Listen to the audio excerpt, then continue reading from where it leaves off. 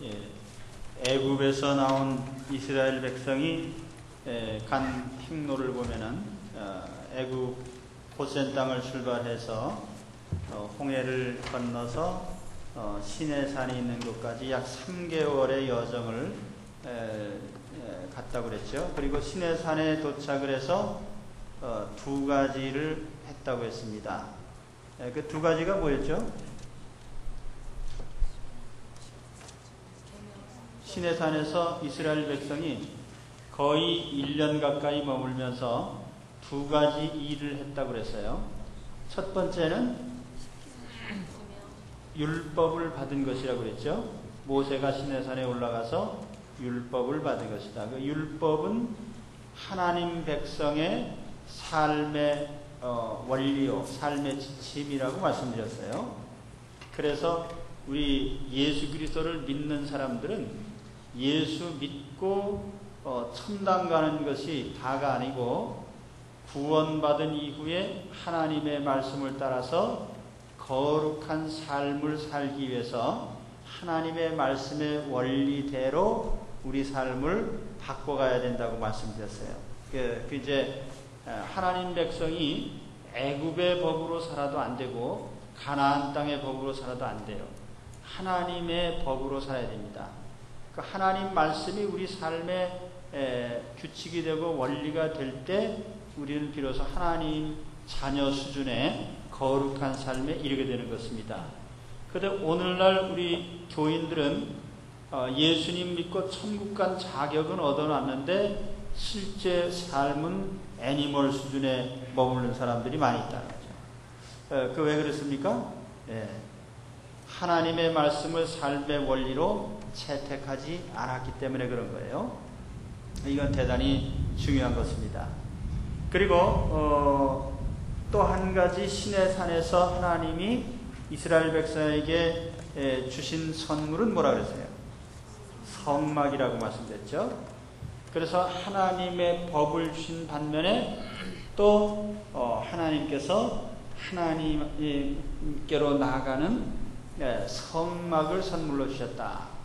그러니까 하나님의 법을 바꿔보니까 이스라엘이 두 가지 사실을 깨달았어요.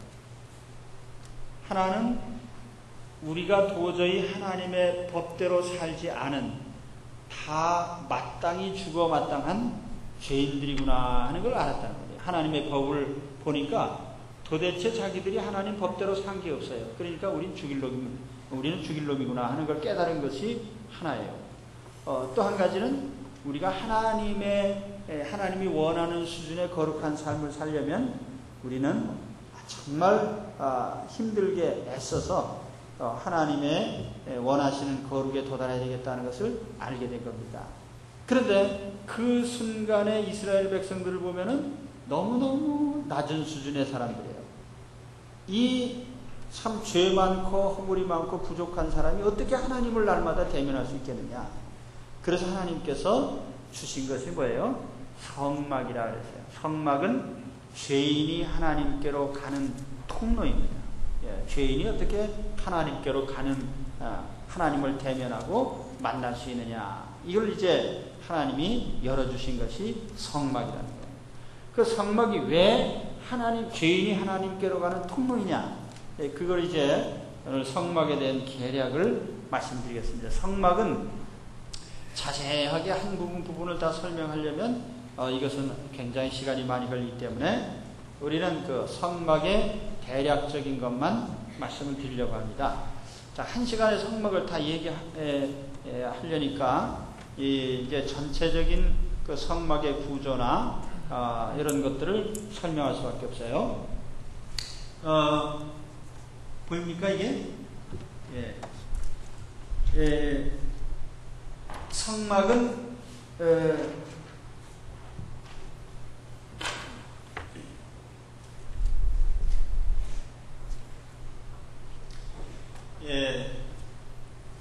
전체 그 구조를 보면은 평수를 두고 계산을 했는데 대략 한 378평이다 그래서 한 400평 가까이 되는 면적에 세워진 겁니다. 그래서 이 성막이 이렇게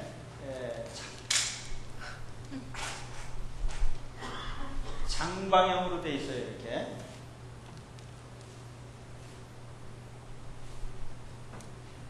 그런데 방향을 보면 이게 동쪽이고 이게 서쪽이고 이쪽이 북쪽이 되겠죠. 이쪽이 남쪽입니다. 그래서 약 400평 정도 되는 면적을 전체를 울타리로 이렇게 둘러싼 형태예요. 이 울타리가 조각목으로 된 나무 기둥, 한 2m50 정도 되는 높은 나무 기둥을 이렇게 세워서 그 기둥을 쭉 둘러치고 그 기둥에 말하자면 그 포장, 그걸 쭉 이렇게 둘러 막은 겁니다. 그래서 이걸 우리가 성막의 울타리라고 해요. 그래서 이제 제일 성막의 외곽에는 울타리가 이렇게 사방으로 되어 있고 동쪽에 출입구가 있습니다. 그리고 요 안으로 들어가면 이쪽에 본 회막 혹은 성막 그렇게 말하는 본 성막이 여기 이렇게 자리 잡고 있습니다.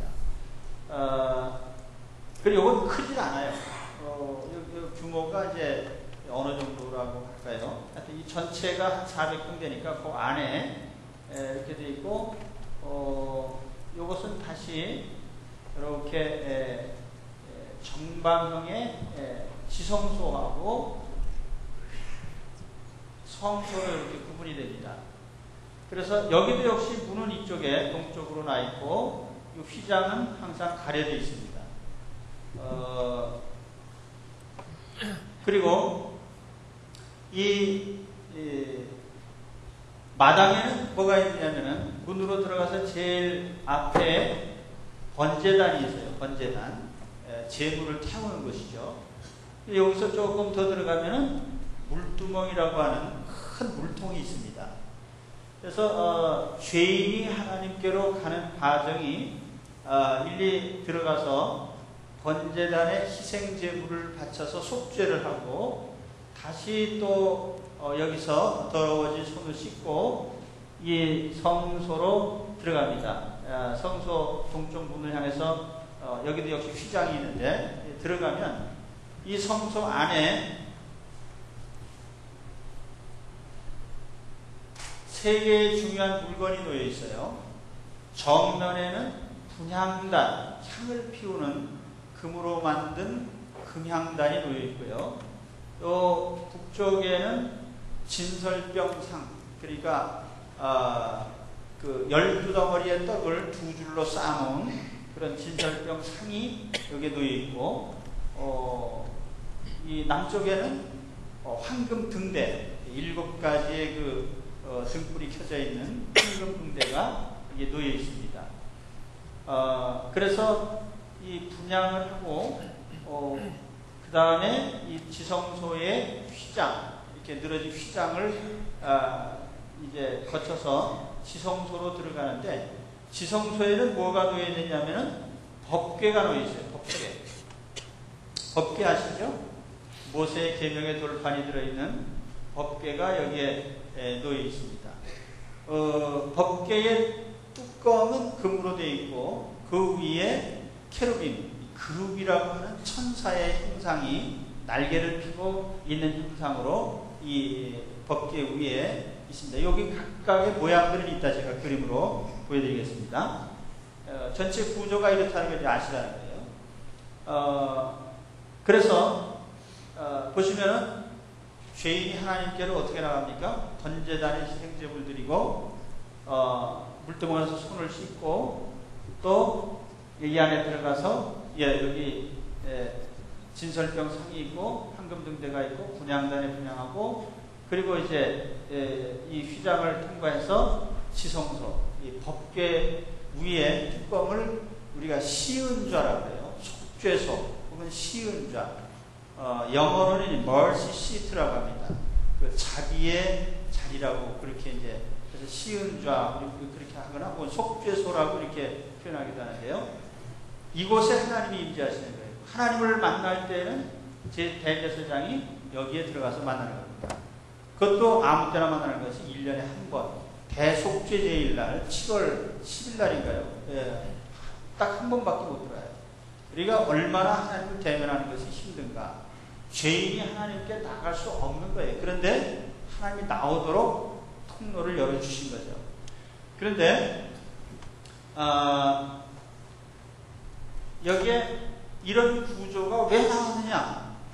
이거는 대단히 하나하나마다 의미가 있기 때문에 우리가 이거를 일일이 다 여기서 설명을 할 수는 없지만은, 예를 들어서 여기에 울타리가 이렇게 있고 거기에 많은 사람이 들락날락 하는데 왜 출입구가 하나밖에 없냐 말이죠. 동쪽에 이렇게 출입구가 하나밖에 없는데, 이 성전도 마찬가지입니다. 이 동쪽에 문 하나밖에 없어요. 이건 말하자면은 하나님께로 나아가는 길이 하나밖에 없다. 그리고 예수님께서 나는 양의 문이라 그랬거든요.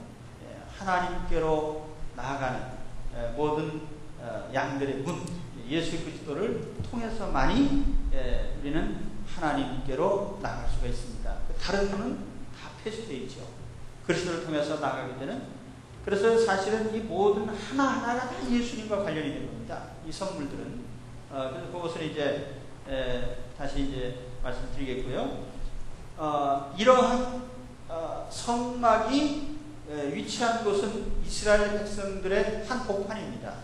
그래서 이스라엘 백성들이 광야에서 머물게 되면은 동서남북으로 세 지파씩 해가지고 12지파가 캠프를 하게 되어 있습니다. 그래서 남쪽에 세 지파, 서쪽에 세 지파, 북쪽에, 동쪽에, 그리고 가까이에는 이 동쪽에 아론과 대제사장, 아론과 그 제사장이 있고, 여기는 또 이런 지파들이 멀리 지치고 있고 일정한 그 거리를 둬야 됩니다.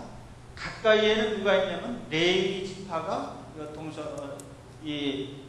남쪽, 서쪽, 북쪽으로 이렇게 자손별로 게르손 자손, 무라리 자손, 그앗 자손 해가지고 그들도 역시 그 지파별로 이렇게 해서 그 레위 자손들이 가까이를 둘러싸고 있는 이런 형태로 구성되어 있습니다.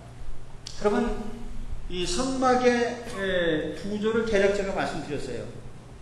이제 어떤 구조로 되어 있다는지 아시겠죠?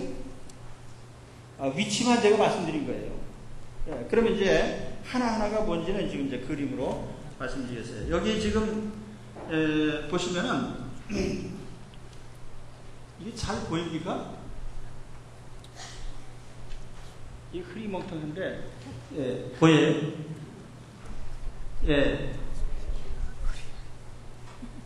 뭐 안 보여도 개선의 여지가 없습니다.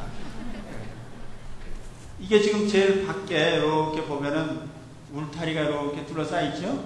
제일 외곽으로. 그렇죠? 울타리. 그 울타리가 어떤 구조로 되어 있느냐. 이제 그거를 조금 더 보면은 이 울타리, 이게 기둥을 뜯어보면은 기둥 하나가 이런 식으로 되어 있어요. 여기에 놋기둥으로 되어 있고, 은고리가 달려있고, 이것이 쭉 세워져 있습니다. 여기 밑에 받침이 또 있어요. 받침으로 해서 쭉 세워져서 측면으로 보면은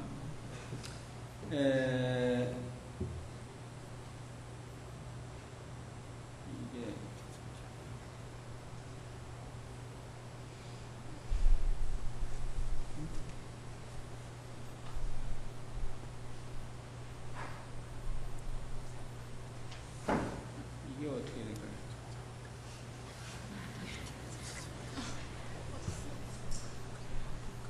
이게 남의 거라 잘 모르겠네요.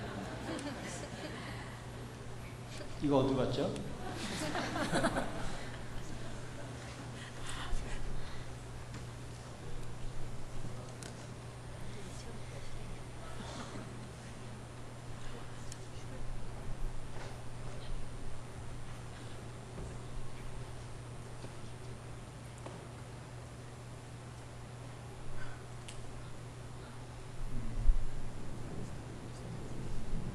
근데 이게 왜 없어지지?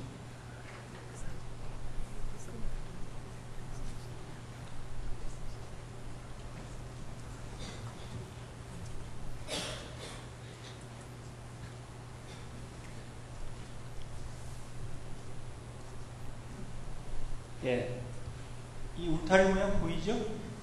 이렇게 쭉 연결이 되고 거기에다가 이제 이 천으로 짠 것 쭉 이렇게 둘러서 막을 치게 되면 여기 있죠? 쭉 이렇게 해서 그 울타리가 되는 겁니다.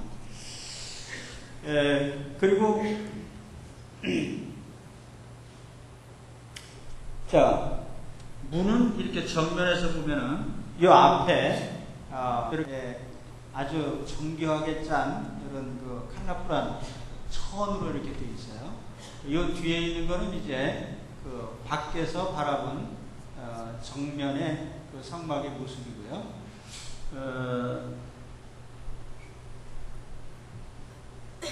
그래서 이 문을 통과해서 들어가면 제일 먼저 번제단이 있다고 그랬죠. 번제단은 양이나 소나 이런 제물을 태우는 곳입니다.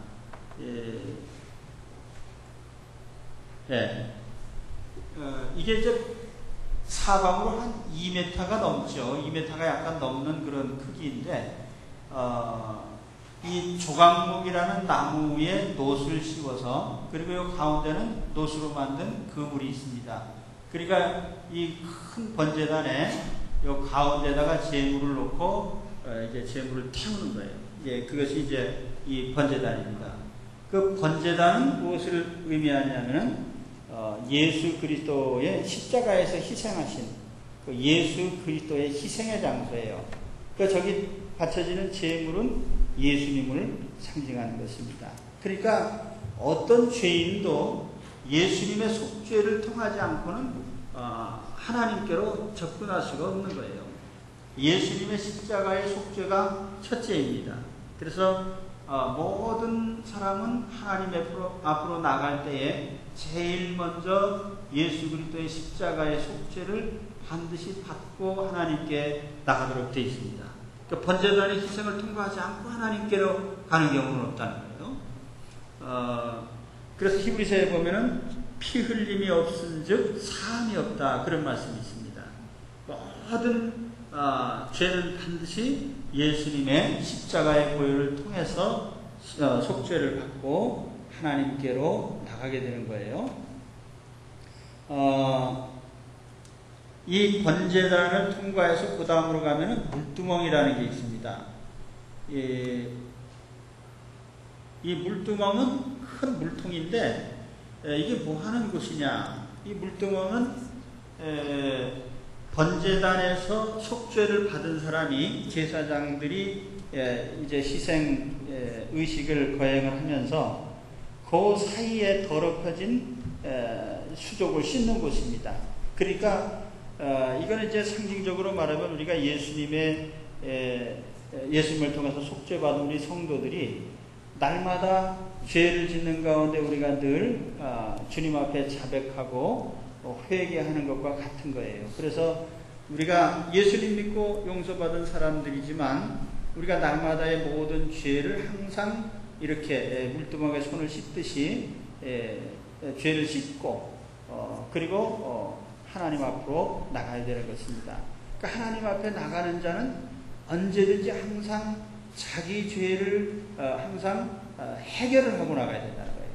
그러니까 하나님 앞에 나가는 자가 죄를 해결하지 않고는 하나님을 대면할 수 없는 거예요. 이게 이제 하나님께로 나가는 아주 중요한 과정이에요. 그래서 우리가 그 이사야서 59장인가요? 하나님이 뭐 귀가 어두워서 못 듣는 분이 아니고 너희가 손에 죄가 가득하기 때문에 내가 너희의 기도를 들을 수가 없다. 그래서 우리가 하나님 앞에 기도를 많이 하더라도 응답이 없는 이유가 뭐예요? 자기 죄를 해결하지 않고 하나님 앞에 나올 때에 그렇게 됩니다. 그렇기 때문에 우리는 늘 이렇게 죄를 해결해야만 하나님께로 갈 수 있다고 하는 이거를 늘 우리가 마음에 깨달아야 됩니다. 역시 이 물두멍 같은 경우에 이게 어두웠네.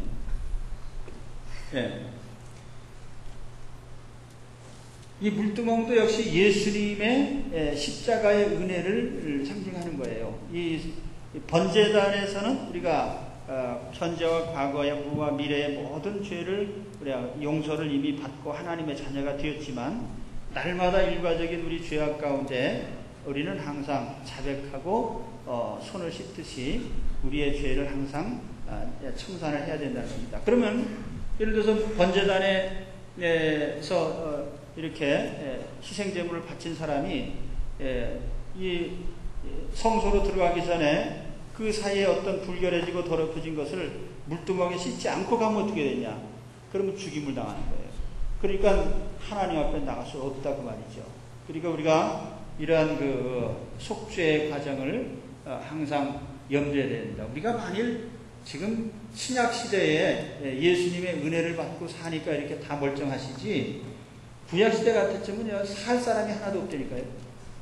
다 죽는 거예요. 여기서 번제단 통과 안 하면 죽고, 여기서 성소 가는 사이에도 손 안 씻으면 죽는 거예요. 그러니까 이 하나님께로 나가는 과정이 이렇게 힘들었다고 하는 것. 그런데 예수님 때문에 우리는 이게 다 지금 해결이 된 겁니다. 그러니까 얼마나 우리가 대단한 사람들이에요. 히브리서에 보면은 이 구약은 하나의 모형이요 그림자라, 그리고 진짜는 하나님 나라에 있다 그랬습니다. 그런데 오늘 우리는 어느 수준에 사는 사람이냐면은 저 천국 완벽한 하나님 나라의 수준에 도달하지는 못했지만은 지금 구약시대 성도들과는 전혀 차원이 다른, 어떻습니까? 매일같이 무시로 하나님 앞에 기도하잖아요. 구약시대 대제사장보다도 천배만배 더 하나님을 가까이 할 수 있는 특별한 능력을 가진 사람들이 됐어요. 왜요? 예수님의 십자가 때문에. 예수님의, 우리는 실질적인, 구약의 이런 건 다 상징적인 것이지만 실질적으로 예수님을 우리는 믿고 속죄를 받았기 때문에 그런 것입니다. 이 번제단 위에는 양이나 소가 죽임을 당하지만 우리는 지금 양이나 소를 희생해서 하나님께 나간 게 아니에요. 예수님의 십자가 희생을 통해서 나가기 때문에 우리는 진짜 속죄를 받은 사람들이거든요. 그렇죠? 예수님 은혜가 큰 것을 아시기 바랍니다. 그 다음에 이 성소에 대해서 한번 보겠습니다.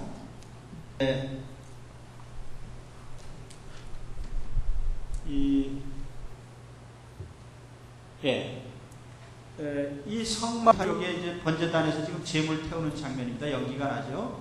그리고 여기 물두멍에서 손을 씻고, 여기 이제 성막인데, 이 성막의 구조를 보면은 가운데 이렇게 조각목이라는 그 아카시아라고 우리 영문서는 그 조각목으로 널판을 쭉 만들어서 그 위에다 황금을 입혀가지고 그걸 쭉 연결시켜서 이 성소의 벽을 만들었어요. 그리고 그 겉으로 보면은 이렇게 이제 덮개를 씌웠는데 이게 사중으로 되어 있습니다.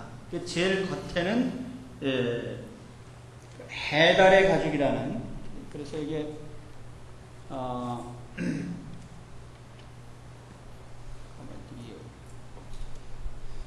성막 덮개. 이 덮개를 보게 되면 제일 겉에는 거무딕틱한 해달의 가죽, 그다음에 붉은 물들이 수양의 가죽, 염소털 가죽이 있고, 그 안에 가늘게 휘어서 만든 아주 섬세한 천으로 이렇게 만든 세마포 그런 덮개가 있고, 사중으로 되어 있고, 그 안으로 맨 안에는 황금으로 된 그런 널판 울타리가 있는 곳입니다. 그러니까 성소 안으로 들어가면 맨 안에는 황금으로 번쩍번쩍하는 곳이죠. 그래서 제일 밖에서 보면은 해달의 가죽으로 되어 있고 거무딕틱하고 우중충하게 생겼습니다.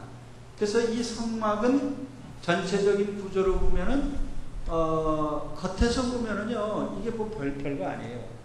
그런데 한 덮개 한 덮개 이게 안으로 들어가면서 보면은 아주 화려하고 제일 안에는 가장 영광스러운 황금으로 되어 있는 그런 구조로 되어 있습니다.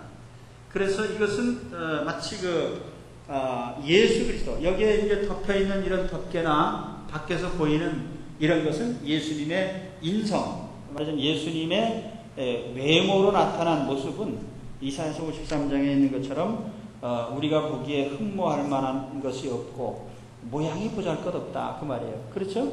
그래서 우리가 예수님의 모양이 세상에 처음 오셨을 때는 저 갈릴리 나사렛의 목수의 아들, 그래서 뭐 별 볼 일 없는 사람, 그렇게들 다 알고 있었잖아요.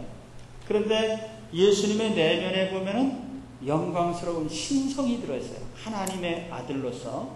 그래서 예수님은 겉보기에는 대수롭지 않게 보이지만 안으로 들어갈수록 이 황금이라고 하는 것은 진실을 나타내기도 하고 또 이것은 진실한 믿음을 가리키기도 하고요. 하나님의 신성을 나타내기도 합니다. 그래서 신성을 지니신 그 겉으로 볼 때는 이렇게 참 보잘것없어 보이는 이런 구조로 되어 있는데 저건 예수님의 전체적으로 보면 예수 그리스도의 인품을 나타내는 그러한 곳입니다. 오늘 우리 성도들도 그래요. 겉모양은 멀쩡한데 속이 변변치 않은 것이 이제 요즘 사람들의 대부분의 구조가 그렇게 되어 있어요. 그래서 요즘에는 뭐 얼짱, 몸짱, 흰짱 해가지고 짱짱짱 하고 있는데 속을 보면은 전부 연탄, 시궁창, 똥통, 냄새나는 아주 구조로 되어 있는 것이 우리 정령교회 성도를 뺀 대부분의 사람들의 구조가 그렇게 되어 있어요. 그런데 우리는 어떤 구조로 되어야 되겠습니까?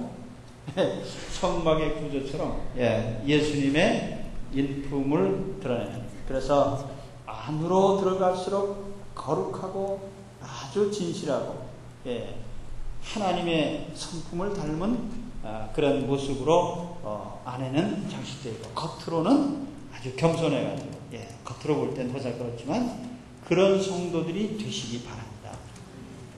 그래서 이 성막에 지금 성막 말씀드렸고요. 다시 이제 또 보겠습니다. 그래서 이 성막의 안으로 들어가서 보면은 성소라는 곳이 있는데 이 성소는 이건 이제 그 덮개를 다 띄어냈다고 걷어냈다고 생각할 때 위에서 내려다보면은 이런 구조가 됩니다. 그래서 이제 여기 가로는 이렇게 황금을 입힌 조각목 기둥으로 쭉 널판처럼 이렇게 해서 연결이 되어 있는 이런 형태이고 지금 여기는 이제 그룹이 있는 이것은 휘장입니다. 이 뒤쪽으로 다시 지성소가 있고 성소라고 하는 곳인데 성소 안에 들어가 보면 다 황금이에요. 근데 여기에 중요한 물건이 3개가 놓여 있습니다. 여기는 진설병상, 여기는 분향단, 그리고 이쪽에는 황금등대. 이게 성소에 있는 3개 중요한 물건입니다. 그래서 우선 이걸 방향을 보면은 문은 동쪽이라고 했죠? 그러니까 이쪽 입구가 동쪽이니까 이쪽은 어디예요? 북쪽. 이쪽은 남쪽. 이쪽은 서쪽. 그럼 북쪽에 놓여 있는 게 뭐냐면은 진설병 상입니다. 떡상이라고 이렇게 되어 있는데요. 이 진설병 상을 보면은 이거 다 황금이에요. 하여튼 성소 안에 있는 건 뭐든지 다 황금입니다. 이거 황금으로 다 이렇게 되어 있는 것이고 이게 전부 다 황금이에요. 여기 이렇게 채로 꿰게 되어 있는 것은 요거는 이제 이 성막을 걷어서 행진을 할 때에는 저걸 레위 지파 사람들이 어깨에 메고 운반하도록 되어 있어요. 그래서 성소에 있는 물건들을 보면은 번제단도 그렇고 진설병상도 그렇고 다 이렇게 채로 꿰서 메는 그런 구조로 되어 있습니다. 그런데 이 상 위에는 이렇게 두 줄로 12개의 떡이 놓여 있어요. 이 12개의 떡이 뭡니까? 이스라엘 12지파를 상징하는 것이고 저 떡은 무엇이냐? 저거는 한 번도 비워놓으면 안 되고요. 매일 저거는 진설이 되어 있어야 돼요. 그런데 이것은 십자가에서 찢기신 예수님의 몸을 상징하는 겁니다. 그래서 요한복음에 보면 뭐라고 그랬어요? 나는 생명의 떡이라 이런 말씀을 했죠. 모세가 준 떡을 먹는 사람은 죽었지만 내가 준 내 몸을 먹는 자들은 절대로 죽지 않는다. 그래서 그건 뭐냐면 예수님의 희생의 몸, 그것을 상징하는 떡입니다. 그러니까 우리 하나님 앞에 나가는 지성소를 향해서 나갈 때에 하나하나가 다 예수님을 가리키는 거예요. 이게 예수님의 희생의 몸을 가리키는 것이다. 자, 그래서 남쪽에는 뭐가 있냐면 이 황금 등대가 있습니다. 황금 등대. 이것이 다 금 한 달란트로 늘여서 만든 거예요. 그런데 이것을 주조물로 부어서 만든 게 아니고 이렇게 두들겨서 쳐서 늘여서 만들어라 이렇게 되어 있습니다. 그것도 다 이제 의미가 있는 거예요. 이게 주조물로 그냥 부어서 한꺼번에 찍어내는 게 아니고 정성껏 저걸 두들기고 또 이렇게 느리고 해가지고 쳐서 만들어내는 거예요. 그리고 이거 하나가 만들어지는 동안에 얼마나 두들겨 만든지 모릅니다. 이게. 그래서 사실은 이것도 역시 그 고난받으신 예수 그리스도를 상징하는 것인데, 나는 세상의 빛이요 그랬죠. 예수님께서. 우리는 예수님의 빛을 통해서 하나님께로 나갑니다. 그런데 여기에 이렇게 7가지로 되어 있는 것은 그 7이라는 숫자는 완전하다 그런 뜻이거든요. 그리고 여기에 하나하나 끝에 등잔이 있습니다. 이렇게. 그리고 가운데 하나 있고 양쪽에 이렇게 3개씩 있는데 이것은 그리스도와 성도의 연합을 가리킨다 이렇게들 또 어떤 주석가는 얘기를 합니다. 요 구조물의 요 형상이 살구꽃 형상으로 되어 있습니다.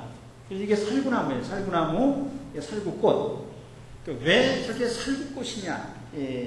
이 살구꽃은 가장 먼저 피는 꽃으로 되어 있습니다. 예. 그리고 살구라고 하는 이 단어가 히브리 말로 표현하면은요, 이것이 경계한다. 예. 경각심을 가지고 이렇게 보초 서는 거 있잖아요. 그래서 바로 그런 의미에서 이 세상의 죄를 물리치고 빛을 발하셔서 죄를 경계하시고 그래서 밝히는 어둠을 밝히는 등불이 되시는 그런 예수님의 모습을 가리키는 것으로 그렇게 봅니다. 그래서 예수님 그 요한복음에는 에고 에임이라고 하는 귀절이 7귀절이 나와요.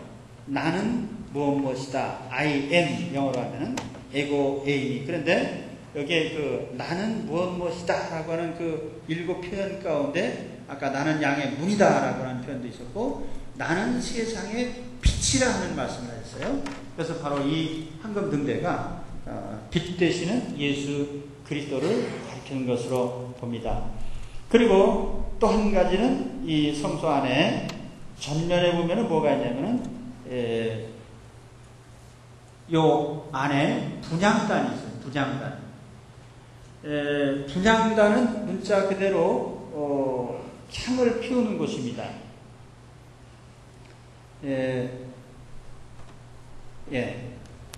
이것도 역시 황금으로 되어 있는 거예요. 그래서 여기에 이렇게 향을 피우는 곳이 되어 있는데, 여기에 감람류에 뭐 나감향, 무슨 향 해가지고 여러 가지 향을 섞어서 저기에다 향을 피우게 되어 있는데, 저 향은 무엇이냐? 하나님께로 나갈 때마다 항상 저기서 향내가 나야 돼요. 그래서 제사장이 성소에 들어오면은 반드시 향을 피우도록 되어 있는데, 이 향은 뭐냐? 요한계시록에 보니까 성도들의 기도를 나타내더라. 그래서 이게 하나님께로 올라가는 향기로운 냄새, 하나님이 맡으실 수 있는 향기로운 냄새가 뭐겠느냐? 그건 영적으로 성도들의 기도라고 말이에요. 그러니까 우리가 하나님 앞에 지금 여러분들이 남대문 시장 가가지고 아무리 향기 좋은 걸 사다가 그거를 불에다 피운다고 해도 하나님이 그걸 야 냄새 좋다 그렇게 안 하신단 말이에요. 우리가 하나님께 드리는 최고의 냄새는 뭐예요? 기도. 기도. 그러니까 기도의 향을 통해서 하나님께로 나가시기를 바랍니다. 그래서 이 성소의 3대 중요한 물건. 성소에 딱 들어갔더니 3가지 중요한 물건이 있더라. 그게 뭐예요? 첫째는 진설병상, 진설병상, 또 하나는 황금등대, 또 하나는 분향단. 그래서 사실은 이것도 실상은 요한복음 17장에 보면은 예수님께서 이 땅을 떠나시기 전에 겟세마네 기도를 하실 때에 땀이 피가 되도록 기도를 하셨어요. 중보 기도를 하시는 예수 그리스도의 기도를 사실 상징하는 겁니다. 그래서 이 성소에 있는 3대 물건이 다 예수님의 몸, 빛 대신 예수 그리스도, 우리를 위한 중보기도자이신 그리스도를 통하는 것으로 그렇게 봅니다. 그래서 이제 어디로 들어가요? 이 뒤에 있는 이제 아직도 하나님 만나는 자리가 아니에요. 여기에서 여기까지는 누가 들어갈 수 있냐면 제사장이 들어갈 수 있습니다. 일반 제사장. 근데 이 다음에 이 휘장 뒤에 있는 지성소는 아무나 못 들어가요. 거기 누가 들어갑니까? 대제사장만 들어가는 거죠. 근데 여기 지성소가 어딘가? 이게 교재를 내 마음에 안 들게 만들었네요. 저는 이걸 만들 재주가 없어가지고 내가 아는 대로 좀 만들어야 되는데 뭐 그래도 할 수 없죠.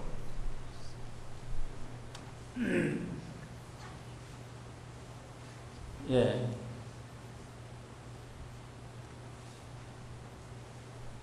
이게 좀 이거를 말하려고 하는 게 아닌데, 예, 이 휘장 있잖아요. 이 날개를 편 천사의 모습을 한 이런 모양으로 되는데, 이 휘장이 아까 성소하고 지성소 사이에 저게 쳐져 있습니다. 그러니까 분향단 바로 뒤쪽에 저 막이 있는 거죠. 저 막을 지나야만 지성소로 들어가는 거예요. 그 지성소 안에는 뭐가 있느냐 하면 아까 보여드린 그 법궤가 거기 놓여 있습니다. 그런데 이 법궤는 여러분이 보신 대로 이 위에 있는 이게 뭐냐면 이게 자세히 보시면 날개를 양쪽으로 이렇게 펴 있고 이게 얼굴이에요. 그래서 이렇게 서로 이런 형태로 마주보고 있는 겁니다. 그리고 이게 법궤거든요. 법궤는 역시 그 조각목이라는 나무로 짜고 그 황금으로 입혀서 상자를 만든 거예요. 여기 이 채가 있는 것은 이것도 역시 그 운반하기 위한 것이고요. 이 법궤 뚜껑은 황금으로 되어 있습니다. 이 하나의 황금 덩어리예요. 그리고 이게 뚜껑인데 이 뚜껑을 뭐라고 하냐면은 시은좌 혹은 속죄소라고 말하는 거죠. 그래서 여기에서 이제 하나님과 대제사장이 만나는 겁니다. 예. 예.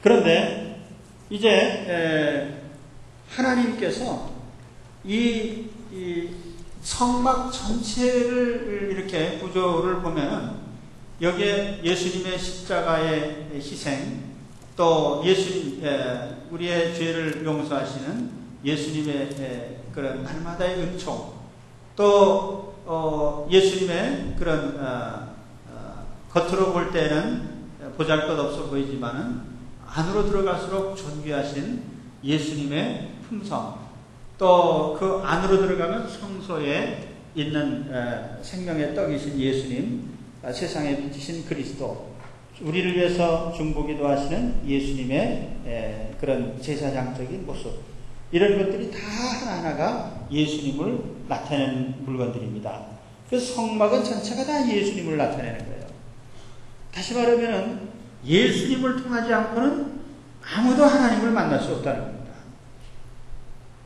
그래서 이 구조물이 구약시대에는 이 대제사장입니다. 이 제사장에 대해서 좀 말씀드리죠. 예. 대제사장이 옷을 차려입은 걸 보면 굉장히 화려합니다. 그런데 우리가 이 대제사장의 지금 이 이마에 보면은 여호와께 성결이라 되어 있고, 여기에도 이제 그 각종 보석으로 다 장식한 것인데, 가슴에 보면은 12종류의 보석으로 12지파의 이름을 새겨서 어깨에다가 이렇게 둘러 매고 있는 형태로 되어 있는 겁니다. 다시 말하면은 대제사장은 12지파 전체 이스라엘 백성을 짊어진 자예요. 그러니까 마치 그 예수님께서 세상 죄를 짊어지듯이 대제사장은 예수님의 그림자입니다. 그렇기 때문에 대제사장의 어깨에는 12지파가 다 그 어깨 위에 얹혀 있는 거예요. 그래서 이 대제사장이 백성을 위해서 속죄를 하면은 백성이 속죄를 받는 것으로 그렇게 되는 겁니다. 그럼 오늘 우리도 마찬가지죠. 전 인류가 다 예수 그리스도의 십자가를 의지해서 예수님 어깨에 모든 성도들의 죄가 다 얹혀 있는 것이고, 예수님은 그 속죄를 하시기 위해서 십자가에서 죽으심으로 모든 사람들의 죄를 다 속죄하셨습니다. 뿐만 아니라 오늘 우리도 예수님을 힘입어서 지금도 우리가 하나님 보좌에 당당히 나가는 거죠. 히브리서에 있는 말씀처럼. 그렇죠? 그런데 감사한 것은 구약시대에는 이 대제사장만이 지성소에 들어갈 수 있고 하나님을 1년에 한 번 만날 수 있었는데, 오늘 우리는 어떻습니까? 하나님 면회하는데 면회 신청서 됩니까?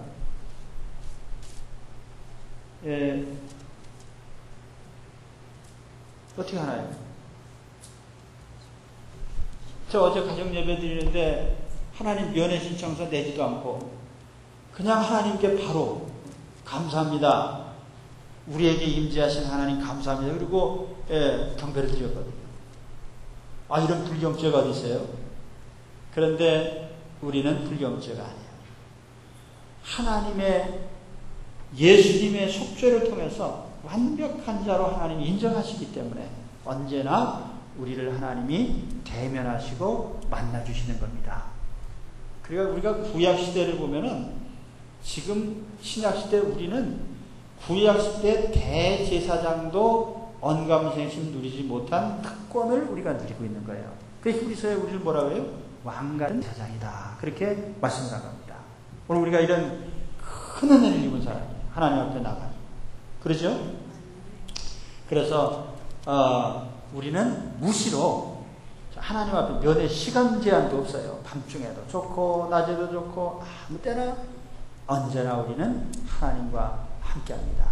그래서 우리는 오히려 임마누엘이에요. 임마누엘. 하나님이 우리와 항상 함께 하신다. 이 은혜가 어디서 온 거예요? 예수님의 십자가의 은혜를 통해서 우리에게 주어진 가장 큰 은총입니다. 우리 하나님 만나는 특권을 얻은 것이 이렇게 큰 축복인 것을 여러분이 이제 구약의 성막을 보시면서 한번 깨달으시기 바랍니다. 이게 이 성막은 괜히 제가 이거 그림 이렇게 설명드린 게 아니고, 뭐 옛날 출애굽 시대에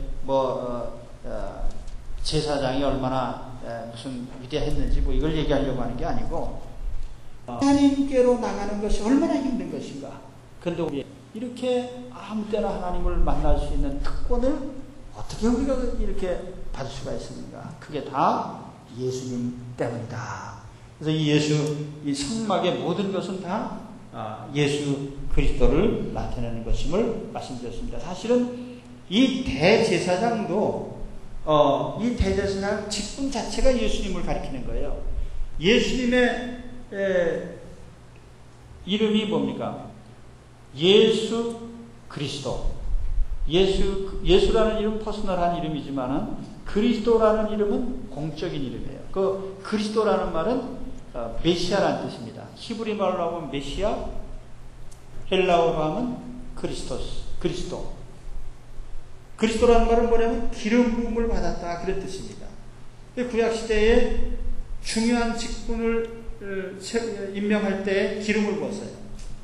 구약에 보면 기름 부음 받은 직분이 세 가지가 있습니다. 하나는 왕을 세울 때 기름 부었죠. 또 제사장, 또 선지자. 그래서 왕과 제사장과 선지자가 기름을 받았는데,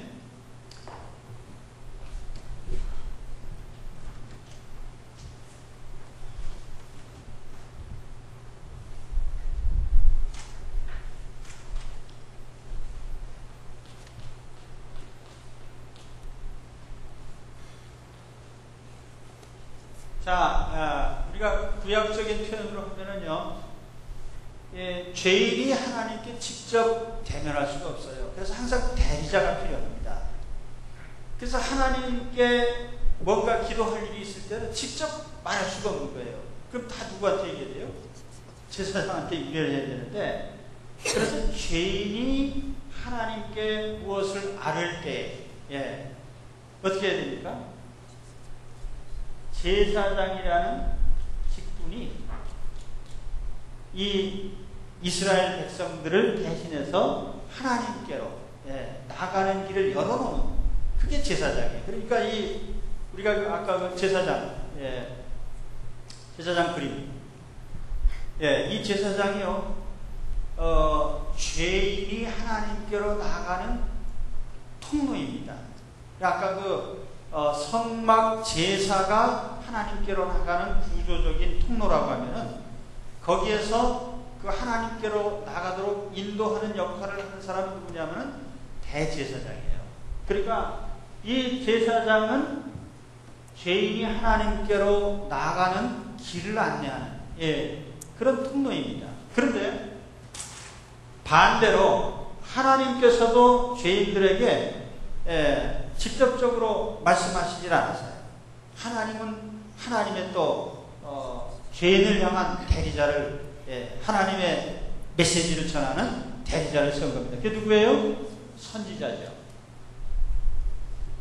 그래서 우리가 성경 역사를 보면은 신정 통치 시대에 하나님이 직접 다스리던 시절에 하나님이 모세나 여호수아나 이런 지도자들에게 직접 말씀하셨지만은, 왕정 시대가 되면서 하나님께서 선지자라는 직분을 새로 세워주셨어요. 그거 왜냐하면 하나님이 이제는 이런 왕하고 직접 대면을 안 하겠다는 거예요.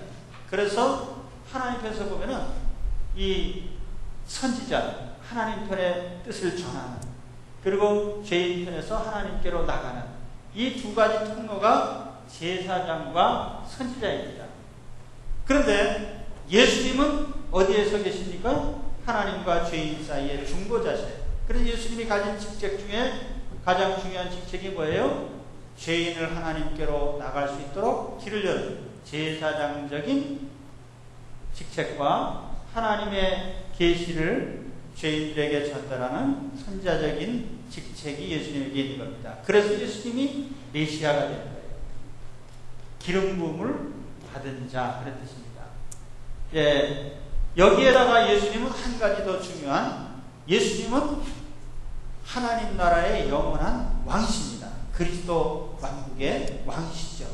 그래서 예수님은 제사장과 선지자와 왕이신, 가장 중요한 3대 직임을 가지고 하나님께 기름 부음을 받은 메시아가 되시는 것입니다. 그래서 오늘 이 대제사장이라는 이 직책, 바로 죄인을 하나님께로 인도하는 가장 중요한 직책이고, 바로 저 직임은 예수님의 직임을 상징하는 겁니다. 그래서 이 대제사장은 예수님의 그림자다, 그런 거예요. 그래서 히브리서에 보면은 구약 시대의 성막에서 드리는 모든 모형들은 다 이거는 예수 그리스도의 그림자요, 하나의 모형들이다, 그렇게 얘기한 겁니다. 대제사장은 누구예요? 예수님의 모형이라고 하죠. 시간 가는 줄도 몰랐네요. 그래서 오늘 여기까지 하겠습니다. 이제 성막은 더 이상 말씀드릴 기회가 없기 때문에 나중에 이제 성막 따로 자세히 할 때 하나 하고요. 자, 성막이라는 게 이런 거였구나. 이게 얼마나 중요한 거예요. 죄인이 하나님께로 가는 통로를 만들어 놓으신 그것이 성막이에요. 그러니까 성막은 어떤 면에서 보면은 모세가 받은 율법 못지않게 어떤 면에서 더 중요한 것이 성막이라는 겁니다. 그러니까 시내산에서 이스라엘 백성이 1년간 머물만 하죠. 왜냐하면 거기서 율법도 받았지만 하나님께로 나가는 성막, 제사장, 이 귀한 은혜의 통로를 받았기 때문에, 이런 준비를 하고 나서 어디로 갔어요? 광야로 나서게 된 겁니다. 이런 준비가 없었더라면 광야 40년 동안 하나님이 이스라엘과 함께 할 수 없었을 거예요. 그런데 하나님께서 이와 같이 이스라엘 한복판에 계시면서 이와 같이 하나님께로 갈 수 있는 길을 여시고 늘 만나시고 하나님이 함께 동행하신 거예요. 예, 할렐루야, 감사합니다. 오늘 우리 중에 하나님이 이런 은혜를 베푸시는 것을 감사를 드려야 되겠습니다.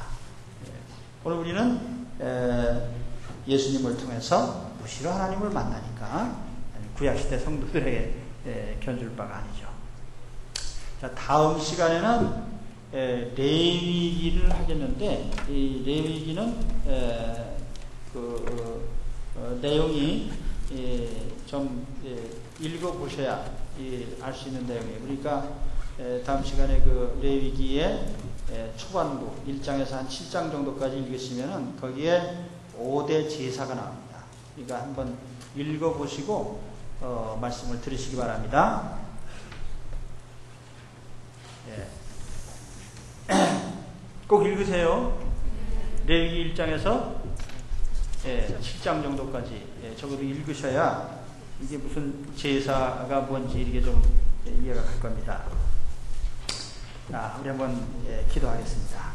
하나님 아버지,